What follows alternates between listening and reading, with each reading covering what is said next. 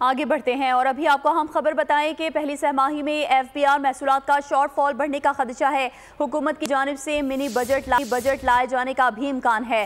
ज़राए के मुताबिक अहदाफ हासिल ना हुए तो मिनी बजट लाया जाएगा। एफबीआर को 200 अरब रुपए से ज़ायद के शॉर्टफॉल का इम्कान है। एफबीआर को सितंबर में 1200 अरब रुपए से ज़ायद के टैक्स जमा करने हैं।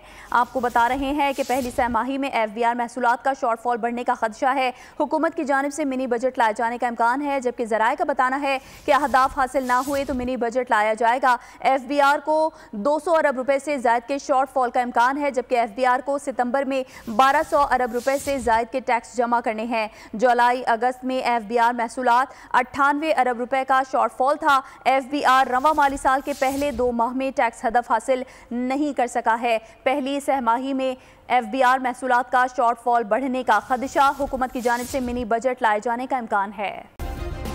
सब्सक्राइब करें और बेल दबाएं ताकि कोई खबर रह न जाए।